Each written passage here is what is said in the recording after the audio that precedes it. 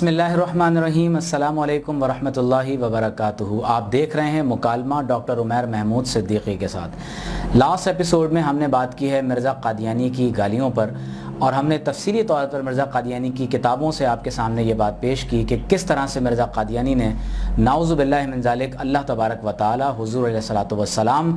اور حضرت مسیح علیہ السلام کے علاوہ دیگر مقدس ہستیوں کے بعد نعوذ باللہ من ذالک جب ان کی شان میں توہین کا مرزا قادیانی مرتکب ہوا، اس کے بعد مرزا قادیانی نے کس طرح سے اپنے مخالفین کے لیے نہایت ہی ناپاک، شرمناک، غلیظ اور فحش کلامی پر مبنی جو الفاظ ہیں وہ اپنی کتابوں میں استعمال کیے ہیں۔ آج ہم بات کریں گے مرزا قادیانی کی موت اور مرزا قادیانی کے عبرتناک انجام پر۔ آپ نے اگر ابھی تک ہمارے یوٹیوب چینل کو سبسکرائب نہیں کیا تو ہمارے یوٹیوب چینل کو ضرور سبسکرائب کیجیے، اور میرے فیس بک چینل کو، میرے فیس بک پیج کو ضرور لائک کیجیے تاکہ تسلسل کے ساتھ آپ کو یہ پروگرامز اور ویڈیوز ملتی رہیں۔ سیرت المہدی جلد نمبر 1 صفحہ نمبر 9، یہ کتاب مرزا قادیانی کے بیٹے کی لکھی ہوئی ہے، اور ہم تفصیلی بات پہلے اس پر کر چکے ہیں کہ مرزا قادیانی کا بیٹا مرزا بشیر احمد، اس کی کتاب سیرت المہدی کی بہت زیادہ اہمیت ہے قادیانی لٹریچر میں، کیونکہ یہ کتاب براہ راست مرزا قادیانی کے بیٹے نے مرزا قادیانی کی سوانح پر لکھی ہے۔ لکھا ہے صفحہ نمبر 9، رات کے پچھلے پہر صبح کے قریب مجھے جگایا گیا، شاید لوگوں کے چلنے پھرنے اور بولنے کی آواز سے میں خود بیدار ہوا تو کیا دیکھتا ہوں کہ حضرت مسیح موعود علیہ السلام یعنی مرزا قادیانی، قادیانیوں کے مطابق اس حال یعنی دستوں کی بیماری سے سخت بیمار ہیں اور حالت نازک ہے، اور ادھر ادھر معالج اور دوسرے لوگ کام میں لگے ہوئے ہیں۔ جب میں نے پہلی نظر حضرت مسیح موعود یعنی مرزا قادیانی کے اوپر ڈالی تو میرا دل بیٹھ گیا، کیونکہ میں نے ایسی حالت آپ کی اس سے پہلے نہ دیکھی تھی، اور میرے دل پر یہی اثر پڑا کہ یہ مرض الموت ہے۔ اس وقت آپ بہت کمزور ہو چکے تھے، اتنے میں ڈاکٹر نے نبض دیکھی تو ندارد یعنی نبض موجود نہیں تھی۔ سب سمجھے کہ وفات پا گئے، اور یکدم سب پر ایک سناٹا چھا گیا، مگر تھوڑی دیر بعد نبض میں پھر حرکت پیدا ہوئی، مگر حالت بدستور نازک تھی۔ اتنے میں صبح ہو گئی، اور حضرت مسیح موعود یعنی مرزا قادیانی کی چارپائی کو باہر صحن سے اٹھا کر اندر کمرے میں لے آئے۔ جب ذرا اچھی روشنی ہو گئی تو حضرت مسیح موعود یعنی مرزا قادیانی نے پوچھا، کیا نماز کا وقت ہو گیا ہے؟ غالباً شیخ عبد الرحمن صاحب قادیانی نے عرض کیا کہ حضور ہو گیا ہے۔ آپ نے بستر پر ہی ہاتھ مار کر تیمم کیا اور لیٹے لیٹے ہی نماز شروع کر دی، مگر آپ اسی حالت میں تھے کہ غشی سی طاری ہو گئی اور نماز کو پورا نہ کر سکے۔ تھوڑی دیر کے بعد آپ نے پھر دریافت فرمایا کہ صبح کی نماز کا وقت ہو گیا ہے۔ عرض کیا گیا حضور ہو گیا ہے۔ آپ نے پھر نیت باندھی، مگر مجھے یاد نہیں کہ نماز پوری کر سکے یا نہیں۔ اس وقت آپ کی حالت سخت کرب اور گھبراہٹ کی تھی۔ غالباً 8 یا 8:30 بجے ڈاکٹر نے پوچھا کہ حضور کو خاص طور پر کیا تکلیف محسوس ہوتی ہے، مگر آپ جواب نہ دے سکتے، اس لیے کاغذ قلم دوات منگوائی گئی، اور آپ نے بائیں ہاتھ پر سہارا لے کر بستر سے اٹھ کر کچھ لکھنا چاہا، مگر بمشکل 2-4 الفاظ لکھ سکے، اور پھر بوجہ ذوف کے کاغذ کے اوپر قلم گھسٹتا ہوا چلا گیا، اور آپ پھر لیٹ گئے۔ خاکسار نے والدہ صاحبہ کی روایت جو شروع میں درج کی گئی ہے، جب دوبارہ والدہ صاحبہ کے پاس برائے تصدیق بیان کی اور حضرت مسیح موعود یعنی مرزا قادیانی کی وفات کا ذکر آیا تو والدہ صاحبہ نے فرمایا کہ حضرت مسیح موعود کو پہلا دست کھانا کھانے کے وقت آیا تھا،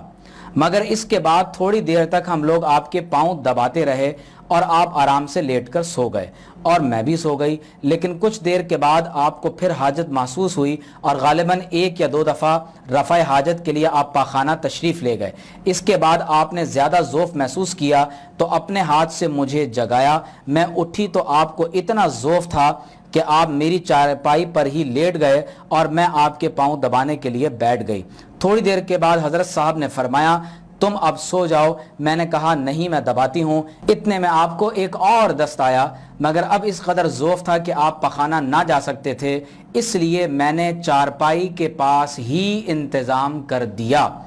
اور آپ وہیں بیٹھ کر فارغ ہوئے اور پھر اٹھ کر لیٹ گئے، اور میں پاؤں دباتی رہی، مگر ذوف بہت ہو گیا۔ اس کے بعد ایک اور دست آیا، اور پھر آپ کو ایک قے آئی۔ جب آپ قے سے فارغ ہو کر لیٹنے لگے تو اتنا ذوف تھا کہ آپ لیٹتے لیٹتے پشت کے بل چارپائی پر گر گئے، اور آپ کا سر چارپائی کی لکڑی سے ٹکرایا، اور حالت دگرگوں ہو گئی۔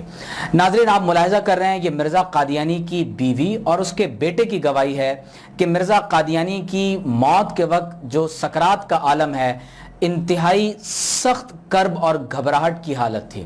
اور ایسے وقت میں مرزا قادیانی کو دستوں کا مرض تھا، اسے قے آ رہی تھی، وبائی ہیضہ مرزا قادیانی کو ہوا، اور اس وقت مرزا قادیانی نے نماز پڑھنے کا ارادہ بھی کیا، لیکن اللہ تعالیٰ کی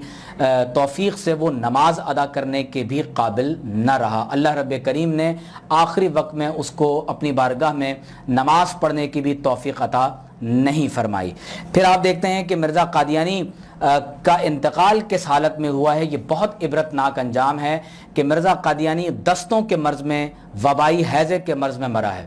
اور آپ خود مرزا قادیانی کی بیوی کی زبانی یہ بات سن رہے ہیں کہ مرزا قادیانی کو دست آیا، قے آئی، ذوف ہو گیا، اور جب بار بار دستوں کی وجہ سے مرزا قادیانی کو پانی کی کمی ہوئی اور جسم لاغر، نحیف اور نزار اور کمزور ہو گیا، تو مرزا قادیانی کی بیوی نے مرزا قادیانی کی چارپائی کے پاس ہی دست کرنے کا انتظام مکمل کر لیا، لیکن مرزا قادیانی نے جب چارپائی کے قریب ہی رکھے ہوئے کسی برتن میں دست کرنے کے کام کو مکمل کیا، اور اس کے بعد جب دوبارہ اسے یعنی دست آئے اور اسے الٹی آئی تو اس کے جسم میں اس قدر کمزوری ہو گئی کہ اب وہ چارپائی سے اٹھ کر اس رکھے ہوئے برتن میں بھی دست کرنے کے قابل نہیں رہا، اور گویا کہ پھر چارپائی پر ہی مرزا قادیانی اپنے کپڑوں میں، اس چادر میں، دستوں میں ملوث ہوا اور پورے کمرے کو متعفن کیا۔ اور ابھی آپ آگے جا کر خود یہ بات پڑھیں گے کہ دستوں کی اس کیفیت میں لوگ بھی مرزا قادیانی سے دور ہو گئے۔ اور مرزا قادیانی نے جب دوبارہ اٹھنے کی کوشش کی اس ذوف کی حالت میں، تو وہ پشت کے بل چارپائی پہ گرا، اس کا سر چارپائی کی لکڑی سے ٹکرایا اور مزید اس کی دماغی کیفیت خراب ہو گئی۔ اسی طرح سے سیرت المہدی جلد نمبر 2 صفحہ نمبر 410 پر لکھا ہے، حضرت مولانا نور الدین رضی اللہ تعالیٰ عنہ، یعنی قادیانی نور الدین بہروی کو مرزا قادیانی کا صحابی اور خلیفہ نعوذ باللہ شمار کرتے ہیں، لکھا ہے کہ چارپائی کے شمالی جانب کرسی پر حسب عادت خاموش سر ڈالے بیٹھے تھے۔ حضور کا جسد اطہر ٹھنڈا، کمزور اور آواز بالکل دھیمی تھی، کیونکہ حضور پر نور کو میرے پہنچنے سے پیشتر ایک بڑا اسہال یعنی دست ہو چکا تھا۔ مجھ پر اس وقت یہی اثر تھا کہ حضرت اقدس کو اسی پرانی بیماری اسہال اور برد اطراف کا دورہ لاحق ہے، جو اکثر دماغی کام میں انہماک اور شبانہ روز کی محنت کے نتیجے میں ہو جایا کرتا تھا۔ مرزا قادیانی کو ایک بیماری یہ بھی تھی کہ جب وہ زیادہ کوئی دماغی کام کرتا تھا تو اس کو دستوں کا مرض ہو جایا کرتا تھا۔ ذرا سا دماغ پر زور دیا اور یہاں دست خارج ہو گئے۔ یہ مرزا قادیانی کو ایک پرانی بیماری تھی۔ صفحہ نمبر 411 پر لکھا ہے، بے عینی ہی وہی علامات آج میں نے محسوس کی، اور اسی رنگ میں حضور کی برف کی مانند ٹھنڈے جسم کو گرمانے کی انتھک کوشش جاری رکھی۔ محترم بزرگ حافظ حامد علی صاحب مرحوم اور میاں عبدالغفار خان صاحب کابلی بھی کچھ دیر بعد میرے ساتھ شریک عمل ہوئے، اور اپنی طاقت سے بڑھ کر ہر کسی نے مالش و چابی کے ذریعے حضور کے جسم مبارک کو گرمانے کی کوشش کی، مگر لا حاصل۔ جسد اطہر میں گرمی پیدا ہوئی، نہ نبض ہی سنبھلی، بلکہ جسم زیادہ ٹھنڈا اور نبض زیادہ کمزور ہوتی چلی گئی، اور حضور کو پھر ایک دست ہوا، جس کی وجہ سے ہم لوگ اوٹ میں ہو گئے۔ واپس پہنچے تو معلوم ہوا کہ حضور کو ایک قے بھی ہوئی اور ذوف اتنا بڑھ گیا کہ حضور چارپائی پر گر گئے۔ اسی صفحے پر لکھا ہے کہ چنانچہ ڈاکٹروں نے بعض انگریز ماہرین اور سول سرجن کے مشورے سے انجیکشن کرنے کا فیصلہ کیا، جو حضور کے بائیں پہلو کی پسلیوں میں دل کے اوپر کیا گیا۔ باوجود اس کے حضور کو کوئی افاقہ نہ ہوا، بلکہ 3 بجے رات کے قریب ایک اور دست حضور کو آ گیا، جس سے کمزوری اتنی بڑھ گئی کہ ڈاکٹر اور طبیب خود بھی گھبرا گئے۔ دوبارہ ایک پچکاری حضور کے اسی پہلو میں اور کی گئی۔ ان پچکاریوں سے حضور کو درد محسوس ہوا، جس کی وجہ سے حضرت نے ڈاکٹر مرزا یعقوب بیگ صاحب کو ایسا کرنے سے روکنے کی کوشش بھی فرمائی۔ باوجود اس کے اس مرتبہ بھی پچکاری کر ہی دی گئی، مگر مجھے حضرت کی تکلیف سے سخت تکلیف ہوئی، اور ڈاکٹر صاحب کی جرأت پر تعجب کہ کس دل سے انہوں نے حضرت کے جسم مبارک میں اتنا لمبا سوا لگایا۔ خطرہ بجائے کم ہونے کے بڑھتا گیا، جس کی وجہ سے حضور کی چارپائی صحن سے اٹھوا کر دالان میں شرقاً غرباً چھت کے نیچے بچھائی گئی اور خاندان کے اراکین کو بلوایا گیا۔ ناظرین، آپ ملاحظہ کر رہے ہیں کہ مرزا قادیانی کی موت کس درد، الم اور کرب کے ساتھ ہوئی ہے۔ دستوں کے مرض کے ساتھ اسے قے بھی ہوئی، اس کے ساتھ ساتھ اس پر انتہائی ذوف اور कमज़ोरी की कैफियत तारी हुई और चारपाई पर गिरने की वजह से उसका सर भी टकरा गया और पहले उसकी चारपाई के करीब ही उसके दस्त करने का इंतज़ाम किया गया और बाद में मिर्ज़ा कादियानी को क्योंकि ज़्यादा ज़ोफ़ हो गया था तो वो अपनी चारपाई पर ही बाकायदा दस्त करता रहा और उसके कपड़े, उसका जिस्म इसी गलाजत में मुब्तला रहा। सफ़ा नंबर 415 पर लिखा है, करीबन 9 बजे का वक्त होगा कि हुजूर की बढ़ती हुई कमज़ोरी और हालत की नज़ाकत के मद्देनज़र पूछा गया। इस पर हमारे आकाए नामदार फ़िदाहु रूही नाउज़ु बिल्लाहि मिन ज़ालिक अलैहि मा अलैहि मिर्ज़ा कादियानी का जिक्र है ने कुछ इशारा किया जिसे समझकर कलम दवात और कागज़ हज़रत के हुजूर पेश हुआ और हुजूर ने कुछ लिखने की कोशिश की मगर ज़ोफ़ और नक़ाहत का यह आलम था कि बहुत थोड़ा लिखा जा सका और कलम हुजूर का फिसल गया। हुजूर ने कलम और कागज़ छोड़ दिया जिसके पढ़ने की कोशिश की गई मगर नाकाम। आखिर मुकर्रमी मीर महदी हुसैन साहब को दिया गया क्योंकि उनको हज़रत के दस्ते मुबारक की तहरीर के पढ़ने की ज़्यादा और ताज़ा मश्क थी। चुनाचा मीर साहब मोहतरम ने जो कुछ पढ़ा वो ये था, यानी मिर्ज़ा कादियानी के आखिरी कलिमात जो मिर्ज़ा कादियानी ज़बान से अदा करना चाहता था लेकिन उसने उसे लिखा, यानी अल्लाह ताला ने आखिरी वक्त में उसकी ज़बान पर मोहर लगा दी, उसकी ज़बान से कलिमात अदा नहीं हुए, उसको कलिमा तय्यबा पढ़ने की तौफीक नसीब नहीं हो सकी और जब ज़बान पर मुंह पर मोहर लगा दी गई और मिर्ज़ा कादियानी ने कलम से कुछ लिखने का इरादा किया वो भी नामुकम्मल, तो आखिरी जुमला क्या था, तकलीफ ये है कि आवाज़ नहीं निकलती, दवाई पिलाई जाए। आप नाजरीन अंदाज़ा कर रहे हैं कि पखाने में लथपथ होकर मिर्ज़ा कादियानी की मौत हुई, ज़बान बंद हो गई, कमज़ोरी और नक़ाहत से मिर्ज़ा कादियानी से उठा नहीं गया, सर चारपाई के साथ टकरा गया और ऐसी कैफियत में उसने जो जुमला लिखा है वो ये कि सख्त तकलीफ़ है, कोई दवाई पिलाई जाए। लेकिन ऐसे लोगों का अंजाम इसी तरह इबरतनाक हुआ करता है। इसी तरह सफ़ा नंबर 416 पर लिखा है और हज़रत की तबीयत के मुतालिक सवाल किया जिस पर हज़रत नूरुद्दीन ने जो फरमाया वो ये था कि ऐसी बीमारी के मरीज़ को मैंने तो बचते कभी नहीं देखा।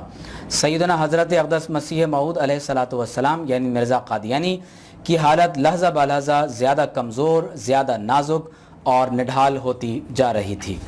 मिर्ज़ा कादियानी का इंतकाल 26 मई 1908 को हुआ और ये बमुताबिक 24 रबीउस्सानी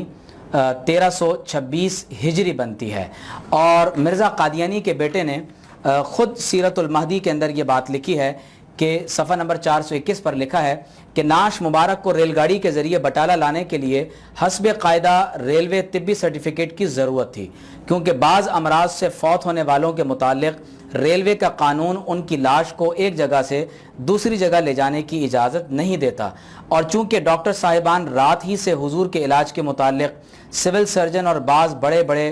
अंग्रेज़ डॉक्टरों से मशवरे करते चले आ रहे थे, लिहाजा मतलूबा सर्टिफिकेट के हुसूल में कोई दिक्कत न हुई। गो सुनने में आया था कि दुश्मनों ने इस मरहले पर भी बड़ी शरारत की थी। मिर्ज़ा कादियानी का इंतकाल क्योंकि वबाई हैज़े से हुआ था और उस दौर में ये मना था कि वबाई हैज़े में अगर किसी शख्स का इंतकाल होता है तो उसकी लाश को रेलगाड़ी के डब्बे में रखकर मुंतकिल नहीं किया जाएगा। उसकी वजह यह थी कि वबाई हैज़े में मरने की वजह से अगर लाश को रेलगाड़ी के ज़रिए से मुंतकिल किया जाएगा तो मुमकिन ये था कि लोगों के अंदर ये बीमारी मुंतकिल हो जाती। मिर्ज़ा कादियानी का इंतकाल वबाई हैज़े में हुआ लेकिन उसके बावजूद कादियानियों ने अंग्रेज़ों के साथ मिलकर झूठ बोलते हुए मिर्ज़ा कादियानी की मौत का सर्टिफिकेट किसी और अंदाज से लिखा, एक जाली सर्टिफिकेट बनाया गया ताकि ये बताया जाए कि मिर्ज़ा कादियानी का इंतकाल वबाई हैज़े में नहीं हुआ। सफ़ा नंबर 423 पर आगे की कैफियत लिखी है कि मिर्ज़ा कादियानी का जसद अथर यानी मिर्ज़ा कादियानी के जिस्म के बारे में कहा जा रहा है कि एक लकड़ी के ताबूत में था जिसके अंदर काफ़ी तादाद बर्फ़ की भरी थी और वो पिघल पिघल कर पानी के कतरों की शक्ल में ताबूत में से गिरती थी। ज़ाहिरी बात है कि मिर्ज़ा कादियानी का जिस्म गलना सड़ना शुरू हुआ होगा, उसके जिस्म से बदबू उठ रही होगी, इसी वजह से बर्फ़ को रखा गया ताकि लोग उस बदबू को महसूस न करें। नाज़रीन, अब जो हवाला मैं आपके सामने पेश कर रहा हूँ ये हवाला हयात तय्यबा का है जिसे हज़रत शेख अब्दुल क़ादिर सौदागर मल ने लिखा है और इस किताब का ये सफ़ा नंबर 440 है। लिखा है कि मुखालिफिन ने अलावा तरह तरह की लग़वियात और ख़िलाफ़ इंसानियत हरकत के ये भी किया कि रेलवे अफसरों को ये झूठी खबर पहुंचाई कि मिर्ज़ा साहिब की वफ़ात हैज़े से हुई है। यह हरकत इस गर्ज़ को मद्देनज़र रखकर की गई थी कि हैज़े से फ़ौत हो जाने वाली की नाश का ایک جگہ سے دوسری جگہ لے جانا متعدی بیماری ہونے کی وجہ سے ریلوے قانون کے خلاف تھا۔ مخالفین چاہتے تھے کہ نعش مبارک قادیان نہ لے جائی جا سکے اور یہاں تدفین میں جس قسم کی دقتیں وہ ڈالنا چاہتے تھے جی کھول کر ڈال سکیں، کیونکہ مرزا قادیانی کی موت لاہور میں واقع ہوئی تھی۔ مخالفوں کی اس شرارت کا احمدیوں کو بھی علم ہو چکا تھا، اس لیے مکرم شیخ رحمت اللہ صاحب doctor major Sutherland principal medical college Lahore کے پاس گئے، جو آخر وقت میں حضرت اقدس کے علاج کے لیے بلائے گئے تھے، اور ان سے اس کارروائی کا جو مخالفین نے کی اظہار کیا اور چاہا کہ جس مرض سے حضرت اقدس کی وفات ہوئی ہے ڈاکٹر صاحب اس کے متعلق سرٹیفکیٹ دیں۔ چنانچہ انہوں نے یہ سرٹیفکیٹ دیا کہ آپ کی وفات ہیضے سے ہرگز نہیں بلکہ اعصابی تکان کے دستوں سے ہوئی ہے۔ چنانچہ جب جنازہ اسٹیشن پر پہنچا تو ریلوے حکام نے اس جھوٹی رپورٹ کی بنا پر یہ اعتراض کیا کہ ہمیں رپورٹ پہنچی ہے کہ مرزا صاحب کی وفات ہیضے سے ہوئی ہے، اس لیے گاڑی نہیں دی جا سکتی، مگر جب میجر ڈاکٹر سدرلینڈ کا سرٹیفکیٹ پیش کر دیا گیا تو اجازت دے دی اور جنازہ سیکنڈ کلاس کی گاڑی میں جو ریزرو کروائی گئی تھی رکھوا دیا گیا۔ ناظرین، آپ ملاحظہ کر رہے ہیں کہ مرزا قادیانی کی وفات اگرچہ وبائی ہیضے سے ہوئی اور ایک بہت ہی عبرتناک موت جس کا وہ مستحق تھا، اسی پر مرزا قادیانی کا اختتام ہوا، لیکن اس کے باوجود قادیانیوں نے ایک جھوٹا سرٹیفکیٹ مرزا قادیانی کی موت سے متعلق بنوایا۔ ہم جو یہ بات بار بار آپ کے سامنے پیش کر رہے ہیں کہ مرزا قادیانی کی موت وبائی ہیضے سے ہوئی، جبکہ قادیانی اس کے منکر ہیں، تو آئیے ہم مرزا قادیانی کی زبانی خود اس سے پوچھتے ہیں کہ تمہاری موت کس مرض میں ہوئی ہے۔ حیات ناصر، یہ میر ناصر نواب کی زندگی پر کتاب ہے جو شیخ یعقوب علی عرفانی نے لکھی ہے، اور شیخ یعقوب علی عرفانی کو قادیانیت کا سب سے بڑا مورخ کہا جاتا ہے۔ حیات ناصر مرزا قادیانی کے سسر میر ناصر نواب کی سوانح حیات پر مبنی ایک کتاب ہے، اور میں اسی کتاب سے یہ حوالہ پیش کر رہا ہوں۔ یہ کتاب 1927 دسمبر کو شائع ہوئی، اور آپ اس کے صفحہ نمبر 14 پر خود ملاحظہ کیجئے کہ اس نے مرزا قادیانی کے موت کے بارے میں کیا لکھا ہے۔ حضرت اقدس کی خدمت میں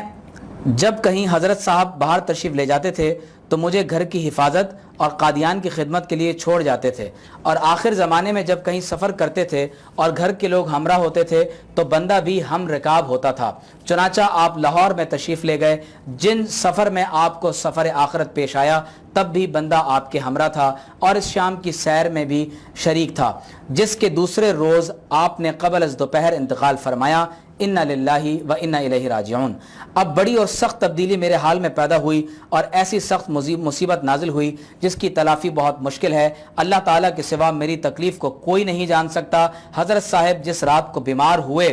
اس رات کو میں اپنے مقام پر جا کر سو چکا تھا۔ جب آپ کو بہت تکلیف ہوئی تو مجھے جگایا گیا تھا۔ جب میں حضرت صاحب کے پاس پہنچا اور آپ کا حال دیکھا تو آپ نے یعنی مرزا قادیانی نے مجھے مخاطب کر کے فرمایا، میر صاحب مجھے وبائی ہیضہ ہو گیا ہے۔ اس کے بعد آپ نے کوئی ایسی صاف بات میرے خیال میں نہیں فرمائی، یہاں تک